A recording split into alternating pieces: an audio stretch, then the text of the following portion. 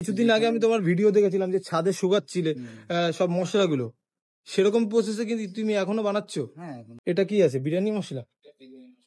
সব হোমমেড, ঘরে বানানো? না না, আমাদের একবারে 80-90 কিলো বিরিয়ানি মশলা ভাঙাই আমরা।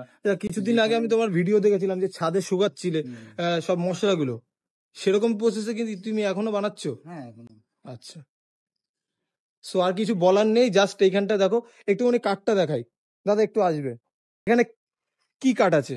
এখানে সব বাবলা কাঠ। বাবলা কাঠ। আচ্ছা, এই সেই কাঠ, এই কাঠের জলে বিরিয়ানি তৈরি হয় তো? বাবলা কাঠ। আচ্ছা, বাবলা কাঠে কি মানে সুস্বাদু বেশি হয় নাকি এমনি?